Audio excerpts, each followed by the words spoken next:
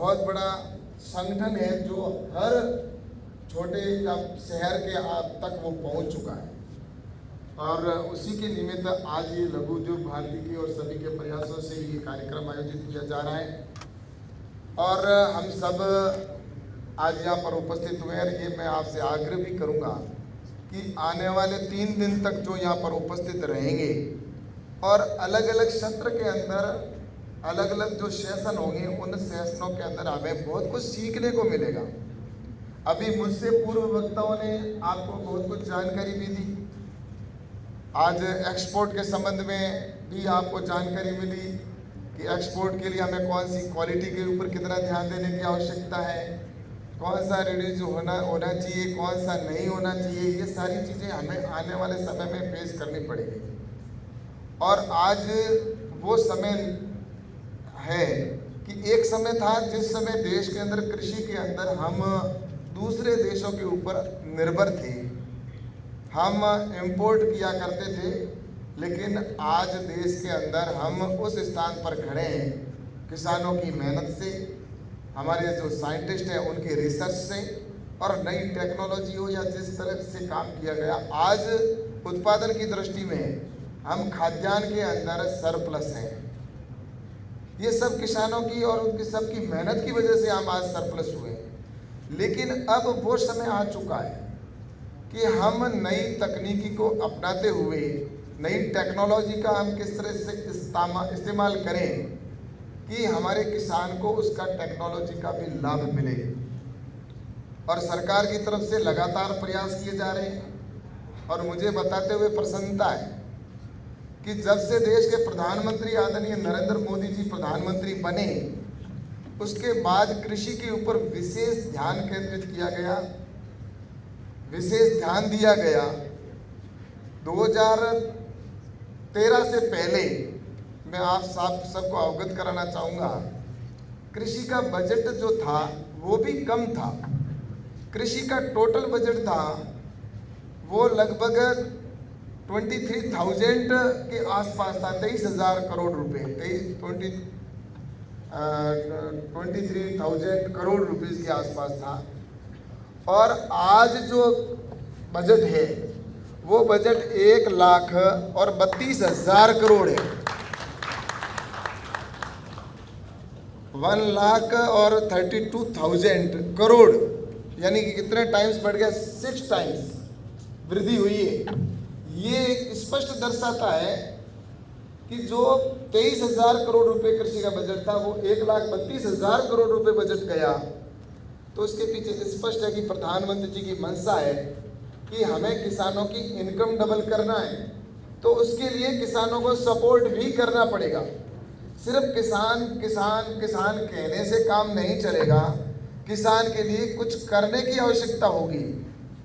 और इसके लिए कृषि के अंदर बजट को बढ़ाया गया और उसमें भी किसानों को डायरेक्ट बेनिफिट भी देने का काम किया गया, जिसके अंदर किसान सम्मान निधि के तौर पर प्रतिवर्ष 6,000 रुपये किसानों को दिए जा रहे हैं, जिसमें वही रकम 65,000 करोड़ रुपए होते हैं। जहाँ एक समय था जहाँ सिर्फ 23,000 करोड़ रुपए बजट था और आज डायरेक्ट किसान के अकाउंट के अंदर 65,000 रुपीज़ है, वो डायरेक्ट उसके खाते में जा रहे हैं, करोड़ रुपीज़। तो आप इससे अनुमान लगा सकते हैं कि कृषि के लिए भारत सरकार कितने प्रयास कर रही है कि किसानों के लिए, हमारे किसानों को नई टेक्नोलॉजी भी मिले, किसानों को सपोर्ट भी मिले। और आज मुझे बताते हुए और देखते हुए प्रसन्नता हो रही है कि जिस सभागार के अंदर, इस परिसर के अंदर मैं खड़ा हूँ, यहाँ पर मैं देख रहा हूँ कि मेरे युवा साथी इसके प्रति जागरूक है। कृषि को एक समय था जब देश का युवा कृषि को छोड़कर जाना चाह रहा था, यूथ कृषि को पसंद नहीं कर रहा था, लेकिन आज इतनी बड़ी संख्या में मैं युवाओं के अंदर, मेरे युवा भाइयों को भी देख रहा हूँ, मेरी बहनों की संख्या भी देख रहा हूँ कि उनके कृषि के प्रति उनको बात सुनना पसंद कर रहे हैं, कृषि के अंदर जाना चाहते हैं। तो इस सारी दृष्टि को देखा जाए तो आज मुझे लगता है कि कृषि के अंदर अगर बात करें तो आप और हम सब जानते हैं कि कृषि के अंदर पहले क्या होता था। मैं आपको एक जो दुनिया में जो हम देखते हैं मैं भी जब छोटा था तब भी देखता था, आपने भी देखा होगा कि कृषि के अंदर आज कभी किसान का नाम लिया जाता है तो ये कहा जाता है कि एक गांव में, कहानी भी लिखी जाती है तो उसमें लिखा जाता है कि एक गांव में एक गरीब किसान रहता था। ये नहीं लिखा जाता कि एक गांव में एक अमीर किसान रहता था। लेकिन किसी सेठ के बारे में लिखा जाता है तो ये लिखा जाता है एक गांव में एक धनाढ्य सेठ रहता था, उसके गरीब सेठ नहीं लिखा जाता। तो एक मानसिकता ऐसी बनी कि किसान का मतलब गरीब ही होगा। और कोई मैगजीन में भी हम देखते हैं तो या कहीं पर मीडिया के अंदर भी चित्र देखते हैं तो किसान का चेहरा दिखाते हैं तो फटे हुए कपड़े, आकाश की ओर देखता हुआ, जमीन फटी हुई, ऐसा चित्र बार बार देखता है कोई मेरा युवा साथी। तो वो क्या सोचता है कि अगर मैंने भी कृषि की, खेती की तो भविष्य में इस फोटो वाले चित्र के किसान की जो दुर्गति हुई वैसी मेरी भी होगी। ये सोचकर उसने कृषि को छोड़कर और वो नौकरी की तलाश में गया। नौकरी करना उसने पसंद किया। लेकिन अब वो समय आ चुका है। मैं दावे के साथ में कहना चाहता हूं कि प्रधानमंत्री जी ने जो प्रयास प्रारंभ किए और नई टेक्नोलॉजी से लेकर सारी वो व्यवस्था की जा रही है जिससे कि किसान के, हमारे युवा आने वाले समय में कृषि की ओर जाएंगे और कृषि के अंदर इनकम डबल ही नहीं, मैं आपको दावे के साथ में कहता हूं कि ये जो टीम सामने बैठी है मेरे युवा साथी, वो अगर नई टेक्नोलॉजी का उपयोग करते हुए अगर खेती करते हैं तो आने वाले समय के अंदर मैं दावे के साथ मैं कहता हूं कि डबल ही नहीं, 5 गुना और 10 गुना भी इनकम हम कर सकते हैं। आज हम कोई भी उत्पादन होता है, फसल जो भी हमारी होती है, उस फसल को हम सीधा मंडी के अंदर देना चाहते हैं, मंडी में देता है किसान। लेकिन अगर उसी फसल की हम वैल्यू एडिशन करके और अपना ब्रांड लगाकर और अपनी ब्रांड के साथ में अगर हम उसको अच्छी क्वालिटी का बीज हो, सीड भी हमारी उच्च गुणवत्ता का हो, उसके अंदर जो एक्सपोर्ट क्वालिटी के जो पैरामीटर्स जो पूरा करने वाले हो, उन सबको और अपने ब्रांडिंग के साथ में अगर हम बेचते हैं तो मैं दावे के साथ में कह सकता हूं कि आपके आने वाले समय के अंदर जो अभी पैसा मिल रहा है उससे कई गुना अधिक मिलेगा। अभी एक्सपोर्ट के बारे में कहा गया, एक्सपोर्ट का उत्पादन लगातार हमारे बढ़ रहा है, लगातार वृद्धि हो रही है एक्सपोर्ट के अंदर। ये सभी जो कमाल है वो हमारे जो स्टार्टअप हैं, नए युवा साथी हैं और जो हमारे किसान हैं, उन सब के प्रयासों से ये संभव हो रहा है। और मैं आपको बताना चाहता हूँ हमारे सभी युवा साथी और स्टार्टअप्स जो यहाँ पर हैं उनसे भी कि कृषि के अंदर ऐसी ऐसी योजनाएं हैं और ऐसी ऐसी योजना जिनकी हम सबको जानकारी होनी चाहिए।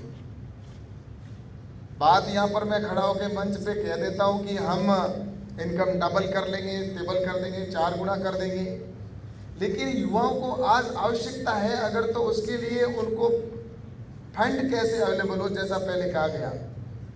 तो प्रधानमंत्री नरेंद्र मोदी जी ने इसके लिए भी व्यवस्था की कि आज जैसे कि एक अगर कोई यहाँ पर जैसे कोई भी उत्पादन होता है, अगर नारियल है, जो नारियल होता है उस नारियल का अगर किसान डायरेक्ट अगर बेचता है तो उसको कितना रुपए मिलता है? 10 रुपए मिलते होंगे या 15 रुपए या 12 रुपए मिल जाते होंगे नारियल के। लेकिन वही अगर किसान अपने खुद के वहाँ पर खेत में प्रोसेसिंग यूनिट लगाकर और उसको अगर वो नारियल को एक बढ़िया अच्छी सी बोतल के अंदर पैक करके खुद के ब्रांड के साथ में बेचे और वो भी एक्सपोर्ट करे तो 10 गुना उसकी रेट हो जाती है। लेकिन किसान सिर्फ अपना उत्पादन करता है और वो बेच देता है। ऐसे ही हमारे यहाँ पर कॉफ़ी होती है, लेकिन उस कॉफ़ी को अगर हम अपनी प्रोसेसिंग यूनिट लगाएं स्वयं और किसान खुद की प्रोसेसिंग यूनिट लगाकर अगर वो खुद अपना लगाकर बेचता है तो उसकी रेट उसको अधिक मिलती है कि नहीं मिलती है। अभी हम बात कर रहे थे यहाँ पर बैठे भाई साहब और हम कि हमारी कॉफ़ी है जो यहाँ पर जो बेचते हैं तो उसकी रेट है सिर्फ 60 रुपये, लगभग 600-700 रुपये, और वही एक्सपोर्ट हो जाती है और वो एक्सपोर्ट जब दूसरे देशों में जाती है तो लगभग 6000 रुपये का बताया। तो ये चीज़ है तो उसके लिए उन्होंने ब्रांडिंग के ऊपर ध्यान दिया, उन्होंने जिन्होंने भी एक काम किया यहाँ से जाया। लेकिन किसान के घर में कितना मिला? किसान को उतना पैसा नहीं मिला, लेकिन बीच में जिन्होंने भी प्रोसेसिंग करके और उसको बेचा उसको रेट मिली। आने वाले समय में नरेंद्र मोदी जी का लक्ष्य ये है कि हमारे किसान खुद की प्रोसेसिंग यूनिट लगाए और खुद की ब्रांडिंग करे, और इसके लिए लघु उद्योग भारती बहुत बड़ी भूमिका निभा सकता है। लघु उद्योग भारती का उद्देश्य है, जो लक्ष्य है, जो यही है कि हमारे छोटे छोटे उद्योग कुटीर उद्योग गांव के अंदर लगे, जिससे कि उनके किसानों को, गांव के किसान अपने पैरों पर और किसान खड़े हो सके। और इसके लिए अब इस भारत सरकार ने एक स्कीम बनाई है जिसमें FPU बनाए जा रहे हैं। एक छोटा किसान है, वो प्रोसेसिंग यूनिट नहीं लगा सकता। छोटा किसान है, वो उसके पास में इतना पैसा नहीं होता कि वो यूनिट लगा ले। लेकिन अगर हम 300 किसान अगर इकट्ठा होकर, और या 300 से अधिक अगर हम किसान इकट्ठे हो जाएं और अपना एक FPU बनाकर अगर खुद की प्रोसेसिंग यूनिट लगाते हैं, तो ये सब संभव है। मैं गलत तो नहीं कह रहा हूं? इतनी बड़ी अगर प्रोसेसिंग यूनिट अगर लगाना चाहता है तो उसके लिए भारत सरकार FPO को सपोर्ट भी करता है। उसके अंदर लगभग 33 लाख रुपए 33,000 लाख करोड़ रुपीस उनको अवेलेबल करवा